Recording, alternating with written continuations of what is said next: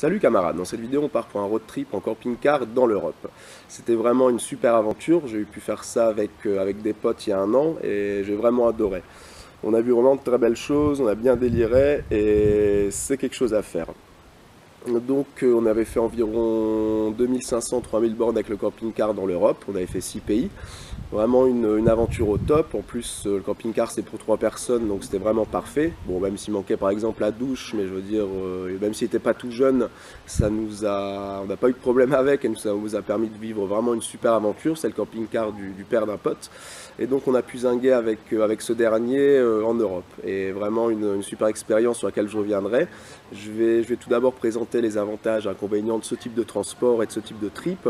Après un peu le road trip qu'on avait pu faire en détail, des anecdotes et des choses à savoir quand on compte préparer ce genre de trip. Donc au niveau des avantages, il y a bien sûr le fait que partir à plusieurs quand on est jeune comme ça, c'est vraiment fun. On ressent vraiment le côté aventure. Donc ça permet d'aller un peu où on va, il y a ce côté liberté, on peut dormir dedans, on peut un peu faire le trip comme on veut, même si par exemple nous on l'avait bien planifié avant, ça va permettre de s'arrêter par-ci, par-là, zoner plus longtemps. Si on trouve un bon spot, ça c'est vraiment cool. En plus, bon, il y a les options avec les campings qui sont payants, mais on peut même à quelques endroits faire du camping sauvage. Bon, selon les pays, c'est autorisé ou pas, ça il faut se renseigner. Mais on peut faire du camping sauvage, c'est-à-dire se poser avec le camping-car, et des fois ça donne de belles surprises le lendemain quand on se réveille. Je veux dire, par exemple, en Italie, nous, on avait pu se réveiller le matin, on ne savait pas, mais on pouvait se baigner dans le golfe de Trieste, c'était vraiment top.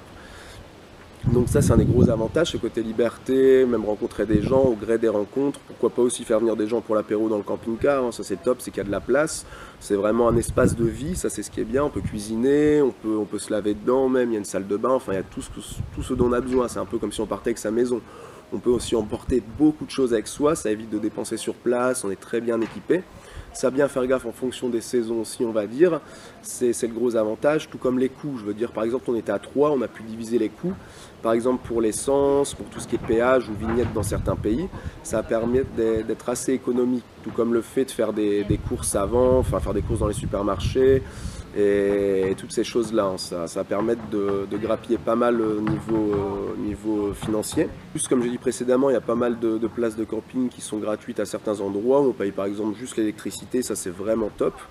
Et le fait de partir à plusieurs, nous par exemple on avait 2 chauffeurs, on était 3, on était 2 à conduire, donc ça permet de se reposer. Par exemple quand il y en a un qui a plus envie de conduire, il peut chiller derrière dans le camping-car, ça c'est vraiment cool, boire une petite bière, machin. Ça c'est un des gros avantages également. Tout comme le fait de pouvoir couvrir quand même de grandes distances. Bon, même si c'est pas comme la moto ou la voiture, on va quand même pouvoir faire pas mal de distance avec ça, partir un bon moment parce qu'on a une certaine autonomie, comme j'ai dit, et c'est un vrai espace de vie en soi-même.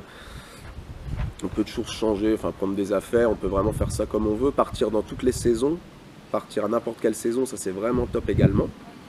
Et on y prend vraiment goût, hein. C'est vrai que c'est vraiment top. En plus, les gens qui ont des camping-cars, il y a une petite solidarité comme avec les motards par exemple, c'est-à-dire que si on a une galère ou même discuter dans les campings, les gens sont vraiment très cool. Favoriser, comme j'ai dit, les rencontres. Et donc, après, il y a un autre avantage, c'est également en Europe, avec l'espace Schengen par exemple, c'est qu'on peut vraiment voyager sans être embêté au niveau des frontières, genre de choses, avec le véhicule, tout ce qui est administratif, ça c'est vraiment cool également.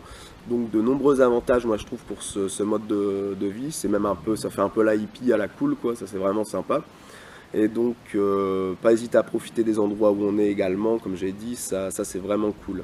Et on peut vraiment emmener beaucoup de matos, hein. Par exemple, je sais pas, comme j'ai dit, avec les saisons, on peut partir n'importe quelle saison. Donc en hiver, on peut prendre des skis, des snowboards, en été un surf. Enfin, vraiment, ça c'est vraiment cool à ce niveau-là.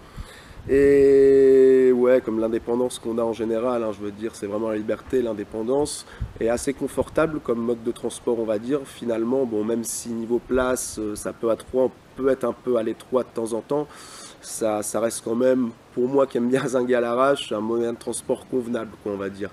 Et on aurait même pu continuer plus longtemps, hein. C'est vrai qu'on y prend goût et nous on aurait pu faire encore des kilomètres, descendre même plus bas dans les Balkans ou au niveau de la Grèce. Et vraiment top. Après, il y a quelques petits inconvénients également, on va dire, hein, comme par exemple le fait de ne pas pouvoir trop accéder dans les grandes villes. Enfin, les grandes villes, ça faut oublier, c'est très compliqué en camping-car, soit au niveau du trafic pour se garer. Ça, c'est un peu une galère, mais bon, on peut un peu se garer aux abords des villes. Et bon, après, il faut un peu marcher, comme on a pu faire à Vérone par exemple. Et ça, c'est un des petits désavantages, hein. C'est vrai qu'il y en a quelques-uns. Après, bon, le budget, ça peut être un avantage d'à côté, comme on a vu, parce que si on est trois, on peut diviser les coûts, ça c'est vraiment top et ça revient pas cher. Mais si on part tout seul, bon, c'est quand même un certain coût quand on voit le prix du carburant. Après, il faut aussi prendre en compte le fait que dans certains pays, le carburant est beaucoup moins cher. Quand on planifie son trip, il ne faut pas hésiter à regarder, tout comme les frais de péage, les vignettes, les frais routiers, toutes sortes de choses. Mais c'est vrai que ça peut vite monter et taper quand on est tout seul, par exemple. Après, il y a aussi le camping-car, son investissement lui-même. Je veux dire, nous, on a eu la chance d'avoir le camping-car du père de Franck, mais je veux dire, en général, partir comme ça, enfin, acheter un camping-car, c'est un budget. Surtout que, après, il y a pas mal d'éléments sur le camping-car, on va dire que ce soit électrique, mécanique, qui peuvent facilement tomber en panne. Donc, un camping-car avec glace, ça peut être des problèmes. Nous, on n'avait pas eu de problème avec le nôtre, donc ça va, mais ça, il faut faire attention et prendre en compte également. Après, on peut également les louer, pourquoi pas, hein. C'est vrai que ça peut être sympa si on se fait un trip, il y a des possibilités de location, ce genre de choses. Mais bon, ça peut s'avérer un petit désavantage quand même. Après, comme j'ai dit un peu par rapport aux grandes villes, il y a autre chose, c'est qu'on n'est pas non plus très mobile une fois qu'on est sur place à un endroit pour des petits déplacements, aller faire des courses, c'est toujours embêtant de reprendre le camping-car. Si on veut visiter quelque chose qui est vraiment dans le coin, un peu paumé, c'est un peu galère. Pareil si on veut faire des courses ou ce genre de choses. Mais bon, après, on peut toujours prendre des bonnes provisions avant. Sur des routes de montagne aussi, je veux dire, dans des cols de montagne, on n'est pas forcément très à l'aise. Bon, nous, il avait un peu d'âge, donc il n'y avait pas un gros moteur. Le col du Gothard, par exemple, il fallait un peu jouer comme motocross sur les vitesses et l'embrayage, limite, quoi. Il y avait un peu de mal, mais bon. Après, c'est fun également, hein. Tout comme partir bien équipé aussi, ça faut, comme j'ai dit précédemment, il faut prendre pas mal d'équipement parce que peut faire froid la nuit, ce genre de choses, et c'est vrai qu'il y a de la place, donc ça, faut pas hésiter à bien penser à s'équiper, ce dont on a besoin en fonction du road trip qu'on prévoit. Et après, ce qui peut être un petit avantage quand on part à plusieurs, c'est bon, des petites prises de tête. Après, ça peut arriver, nous on a quelques-unes, bon voilà, on en rigole après par la suite, mais c'est vrai qu'on est toujours dans des petits espaces, genre de choses, ça il faut ça revivre ensemble, quoi. Mais bon, après on l'avait fait vraiment à la cool. Bien faire attention que le véhicule soit en bon état. Au niveau de l'assistance également, vérifier qu'on a une bonne assistance qui couvre bien en Europe en cas de problème. Pourquoi pas, bon, ça peut être cool aussi, la carte européenne de maladie quand on voyage si on a un souci. Ça, c'est gratos en plus au niveau de la sécu. Et partir hors saison aussi, c'est pas mal, parce que c'est vrai qu'en été, ça c'est un petit désavantage, il faut éviter de partir en été, parce qu'il y a quand même beaucoup de monde, beaucoup de touristes, c'est plus cher, il y a moins de place. Nous on avait fait ça en automne et c'était vraiment top, je veux dire c'était je pense le bon moment, printemps ou automne. Après tout dépend où on veut aller, ça faut bien se renseigner sur le climat, il y a des bons sites, on peut voir en fonction des saisons le climat de là où on veut voyager. Donc ça, pas hésiter à checker surtout. Bien préparer son road trip et bien évaluer les distances aussi, que ce soit en termes de budget, parce que bon, en fonction du temps, ça va faire plus de budget ou plus de fatigue pour les conducteurs au niveau du véhicule, on va dire. Donc ça, bien voir à l'avance ce qu'on veut faire, bien préparer, voir un peu les centres d'intérêt, bien qu'on puisse par la suite, au gré des rencontres, un peu faire évoluer. On va dire bien préparer, savoir ce qu'on veut voir, pas hésiter à passer du temps sur ce qu'on veut faire, à bien gérer tout ça. Prendre de quoi aussi pour s'occuper sur la route, parce qu'on roule quand même pas mal, on fait quand même pas mal de routes, on passe du temps en camping-car, donc prendre de quoi s'occuper, pas hésiter aussi à prendre les petits guides du routard où il y a pas mal d'infos, on apprend des trucs sur les langues, parce que c'est bien de gérer aussi quand même minimum les langues dans le pays, ou au moins l'anglais qui est international. J'ai déjà refait une petite vidéo sur apprendre les langues, bon, pas hésiter à jeter un coup d'œil si vous voulez, mais c'est vrai que ça permet de mieux se débrouiller dans le pays, hein. En général c'est quand même un bon atout. Donc, et profiter, pas hésiter à faire des pauses surtout quand on conduit, pas hésiter à éviter les autoroutes aussi, parce que des fois ça fait quand même un certain budget, c'est beaucoup moins fun que certaines routes. Bien qu'il y en ait qui sont un peu galères en camping-car, à un moment on avait fait une route le long des lacs en Italie, c'était juste le camping-car est un peu rasé au niveau des falaises en pierre on va dire, mais je veux dire la plupart des routes ça passe quand même assez bien, et ouais, autoroute par exemple en Italie c'est très cher donc à éviter. Mais tout ça, c'est bien planifier son trip, quoi. Être sûr d'être en bonne forme pour conduire, savoir ce qu'on veut faire, avoir un véhicule qui est en bon état. Donc tout ça, ça permet de faire un road trip au top. Nous, donc, on avait pu faire un bon petit road trip, hein, mine de rien. On a fait quand même beaucoup de kilomètres, 2500 ou 3000 kilomètres. Donc sur 6 pays, hein, on était parti des Vosges, on était descendu pour traverser la Suisse, du nord au sud, ensuite le nord de l'Italie, d'ouest en est, la Slovénie on a pas mal zingué parce que c'était vraiment top. Et ensuite l'Autriche que je connais bien, que je conseille, qui est un très beau pays. Donc pour ensuite passer un peu par l'Allemagne, et moi je m'étais arrêté à la fin à Saint-Anton rejoindre une amie en Autriche, dans le Tyrol, et mes potes avaient continué les quelques bornes qui restaient pour rentrer après.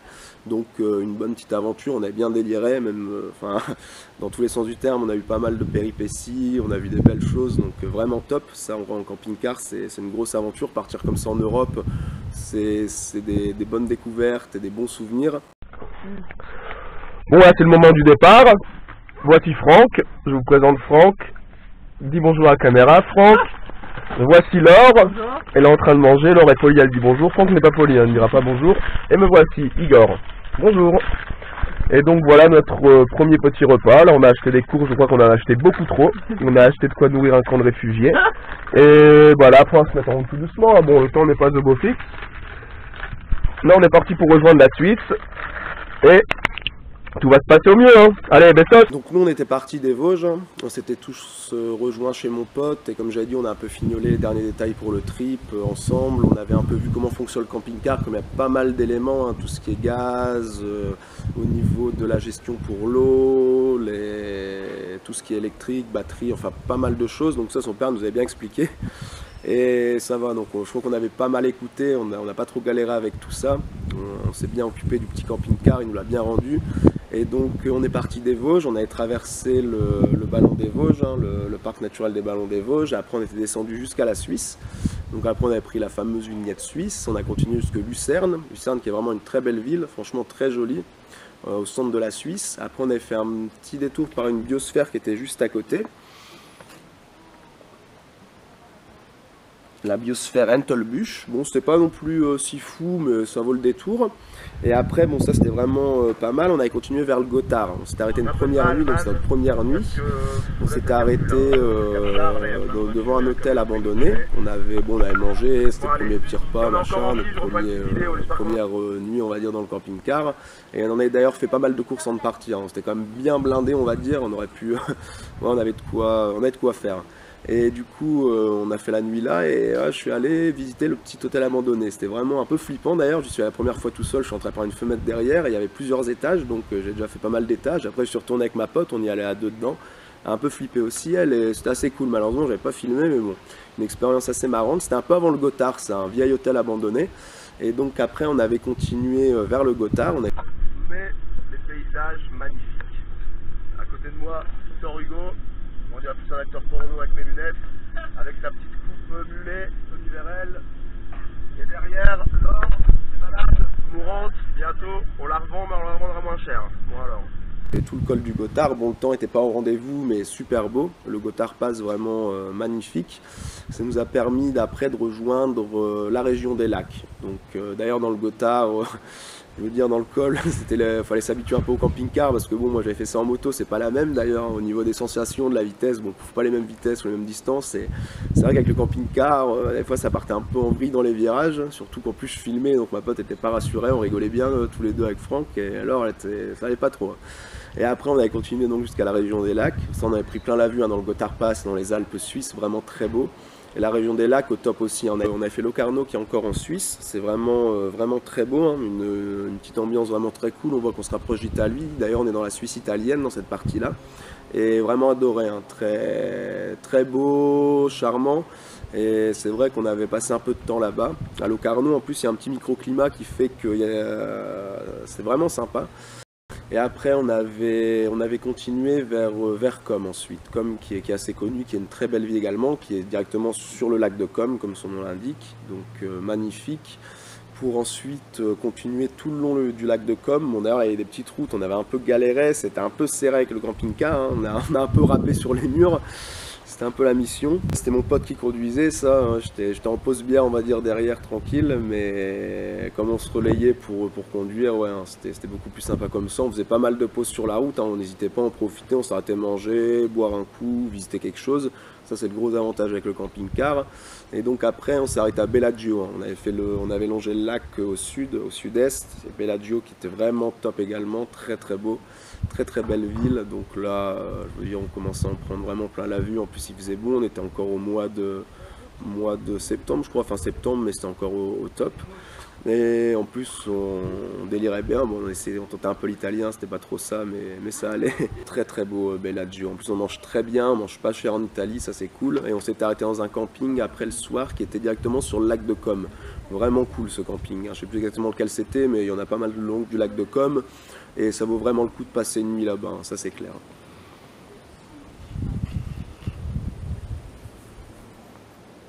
Après, on a fait également le lac de Garde, on avait fait toute la région des lacs, donc la ville de Salo, c'était sympa aussi, hein, un peu moins clinquant et un peu moins beau quand même que du côté de lac de Com et le lac de Locarno. Mais franchement, c'était pas mal, ouais. Enfin, c'était toujours très très beau également. Et ensuite, on est tombé sur une ville, une très belle vieille ville, Rocca di Lonato en Italie, avec un château. Bon, moi qui suis fan des châteaux, il y avait un château qui était pas mal là-bas, tout comme la vieille ville, une ville historique, c'était vraiment très joli, on s'est un peu arrêté là-bas. Et après, on a continué vers Vérone. Ah, Vérone qui est vraiment charmante, c'est vraiment une ville au top. Et on avait pu visiter, se promener dans la ville le soir, de très belles jolies filles, très classe la ville. Enfin, vraiment bien aimé, on a trouvé ça cool. Et après, on avait continué vers la lagune de Venise. On s'était pas arrêté à Venise parce qu'on l'avait déjà fait, Laure et moi. Bon, après, surtout en camping-car, on aurait galéré. Comme j'ai dit, dans ce genre de ville, c'est une mission. Par contre, on regrette un peu de pas avoir fait Padoue sur la route, mais bon, on avait dormi sur la lagune de Venise, se réveiller le matin, c'était vraiment au top. En plus, on avait perdu notre pote à Vérone et tout, enfin, c'était un peu un délire là-bas. On s'était garé, je sais pas où, près d'un camp de gitans. Bon, ça, camping-car, l'avantage, c'est sur les anciens, le désavantage, c'est que c'est pas très sécure au niveau des portes et des fermetures, on le voyait, enfin, même moi avec un tournevis, je pouvais croster le truc, quoi. Mais c'est vrai que sur les récents, je pense que les alarmes et tout, ça, on peut être safe, ouais, ça c'est le gros avantage par contre. Pas hésiter à prendre cet objet de valeur avec soi également. Ça, j'aurais pas précisé dans les choses à penser tout à l'heure, mais ça, il faut pas hésiter du tout. Laisser que les trucs qui n'ont pas trop de valeur dans le camping-car. Hein. Et bon, tout s'était bien passé. Après, on avait continué, comme j'ai dit, vers la lagune de Venise. On s'était réveillé là-bas le matin. Vraiment cool pour ensuite remonter vers, je crois que c'était Grado. On y arrive vers un pont, c'est une genre de presqu'île en fait. Et c'est vraiment cool, une genre de ville de pêche. Et on avait bien mangé là-bas, on avait fait des provisions, on a acheté plein de fromage, de charcutes. D'ailleurs, le frigo marchait pas trop bien, bon, ça n'a pas gardé bien longtemps le schmilblick.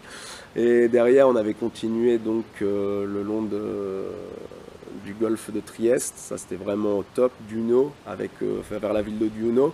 On s'est arrêté dormir et le lendemain on a pu se réveiller, piquer une tête, enfin vraiment au top quoi, on peut se baigner tout le long. En plus il y a pas mal de plages qui sont gratuites parce qu'en Italie il y a des plages payantes également, donc ça c'était en plus l'eau super bonne, c'est sur l'Adriatique. Ça vaut vraiment le coup d'y piquer une tête. Moi je veux dire, le premier truc que j'ai fait c'est sauter dans l'eau, on s'est arrêté, allez hop. Donc vraiment du rêve, on avait continué comme ça tout le long du golfe de Trieste. À Trieste on avait rejoint des amis à ma pote, enfin un pote à elle, et on avait fait une soirée avec pas mal d'Italiens, c'était vraiment cool. Ils ont pu nous emmener dans les bons petits bars, les bons petits endroits, bons petits restos. Donc ça, c'est vraiment quelque chose que j'adore avec les locaux, quand on rencontre des gens. On avait bien déliré. Pour ensuite partir en Slovénie. Slovénie qui a un gros coup de cœur, j'en ai pas mal parlé dans une autre vidéo aussi. Avec la ville de Piran, on a zoné un petit moment. On avait un camping un camping qui était direct sur la mer. Ça c'était cool avec la vieille ville fortifiée. On a un peu prolongé, on a passé un petit moment là-bas parce qu'on a vraiment bien aimé. Je veux dire, on était tout près de la ville en plus, donc ça c'était vraiment top. Et après, on voulait aller en Croatie, mais malheureusement, ma pote s'est fait voler son passeport par des militaires slovènes. Bon, je peux revenir sur l'histoire en détail, mais c'est un délire, quoi. Je veux dire, après, on a revu les militaires et tout. Enfin, voilà, bref, c'était un peu n'importe quoi. Donc, en gros, on s'est retrouvé à la frontière croate bloquée. En plus, bon, ils nous prenaient un peu pour des clandestins avec notre vieux camping-car. Ils se demandaient quoi. Et donc, on n'a pas pu rentrer en Croatie, malheureusement. Bon, moi ça va, j'ai déjà visité le pays, mais c'est vrai que par exemple, Laure aussi, mais Franck lui avait pas encore visité, donc ça c'est dommage. Et on voulait faire par exemple les chutes de Plivice, la ville de Pula, la côte adriatique, enfin il y a vraiment très belles choses à faire. Mais bon, donc nous on est reparti un peu sur nos pas, enfin on a décidé de pas mal zinguer en Slovénie. Et finalement c'est vrai qu'on a traversé le pays en long, en large et en travers, et c'est vraiment très très beau. On avait commencé notamment par se rendre vers le parc du Triglav, ainsi que le lac de Bled, le Triglavski Norni Park. Lac de bled vraiment cool, on avait même pu manger 1 kilo de viande là-bas, 1 kilo de steak, enfin je veux dire c'était pas mal, et même dans les montagnes, quand on monte vers le Triglav, on peut même manger de l'ours, tiens. Moi j'avais testé un truc au chamois, bon c'était pas mal, une soupe de chamois, parce qu'après on était monté dans le parc, on avait même rencontré même un chien qui nous faisait le guide, le chien nous suivait, il nous montrait la route pour où il fallait aller, donc on se promenait pas mal dans le parc, ça on n'est pas tombé sur des ours parce qu'il y en a vraiment beaucoup, en Slovénie je sais plus le nombre exact, mais ils ont introduit l'espèce et ça marche très bien. Donc on s'était pas mal promené dans le parc, c'était vraiment très bon, en plus on avait la vue sur les montagnes, la vallée, au top, on avait passé une nuit là-bas après avoir mangé dans l'auberge, là où on pouvait manger de l'ours et du chameau, il y avait un peu de tout quoi. Dire la dame super sympa, on avait passé la nuit sur le parking à côté, bon il caillait un petit peu, ma pote elle faisait la gueule parce qu'il faisait vraiment froid, mais bon, après on n'avait plus trop la foi de redescendre et continuer, surtout que c'était des petites routes de montagne. Et donc on avait continué derrière vers Maribor, on avait encore un peu zingué aux alentours du parc, du Triglav, tout ça, puis on était parti vers Maribor, que je n'avais pas fait encore en Slovénie. Très belle petite ville, bon c'est vraiment tout petit, hein, comme la Slovénie c'est petit, mais ça a son charme. On avait également fait Ljubljana, hein. Ça j'avais pas trop, c'est vrai qu'on s'était arrêté à Ljubljana entre deux, hein, Ljubljana qui est la capitale et qui est une ville au top, hein. Il y a un marché qui était vraiment sympa d'ailleurs, un grand marché où il y a plein de trucs. Et on a bien aimé Ljubljana, et après donc c'était Maribor. Moi j'ai déjà fait Ljubljana mais ça me dérangeait pas de la refaire honnêtement. Et Maribor, bon, c'est vraiment une petite ville mais elle a son charme, hein. C'était quand même cool, là on s'était fait la ville chacun de notre côté, là on s'est dit bon allez, un peu se faire envasonner, donc c'était sympa. Moi j'ai rencontré des Slovènes, on a chillé, bu un verre et tout. Et après on était reparti donc direction Austria. Donc l'Autriche, ouais, on avait d'abord fait le Steiermark, qui est une région que je connais pas si bien, parce que je suis autrichien, j'ai pas mal zingué dans le pays depuis gamin. C'est vrai que le sud de l'Autriche à ce niveau-là, je connaissais pas trop bien, donc assez joli, on serait dans un camping qui était vraiment au top. Après on a fait la ville de Graz, qui est vraiment une très belle ville. Elle a été capitale européenne, je crois, il y a quelques années, mais c'est vrai que ça a son charme. En plus, je l'avais jamais fait, je voulais vraiment faire. Après, on avait continué, on va dire, dans les Alpes, comme c'est majoritairement constitué de montagnes. L'Autriche, vous avez dans les montagnes, c'est le top, surtout en camping-car, on peut s'arrêter un peu partout. On avait continué dans les montagnes du Steiermark, et vraiment des paysages au top. On avait fait un petit château en chemin, je l'ai tanné pas mal quand il y avait des châteaux.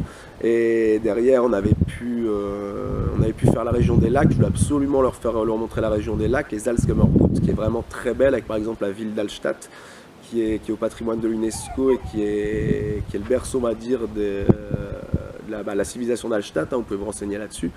Et c'est vrai que c'était vraiment top, un truc comme la région des lacs, on est resté pas mal, on en a fait pas mal tout autour, genre un peu montrer les plus beaux, comme le Altersee, Sankt Wolfgangersee, enfin vraiment ça vaut le coup d'œil, c'était pas déçu. Puis après on a continué jusqu'à Salzbourg, on a passé une soirée là-bas, et d'ailleurs on s'était pris une amende, on s'était garé un peu à l'arrache, machin, mais bon ça c'était pas trop en Autriche, c'est pas trop cher, on s'était garé en pleine ville.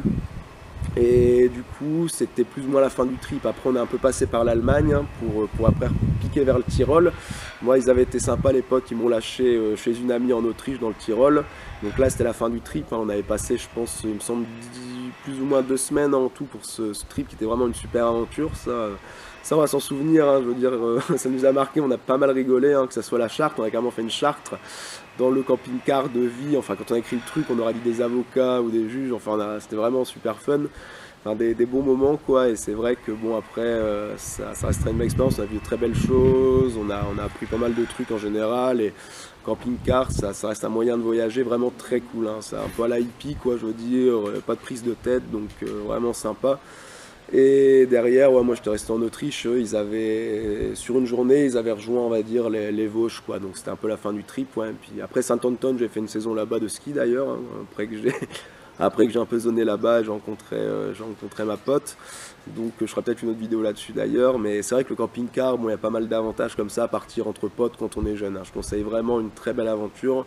Et en tout cas, je vous remercie d'avoir regardé la vidéo, j'espère que ça vous a aidé, que ça vous donnait la motive, et je vous conseille vraiment en tout cas. Allez, ciao!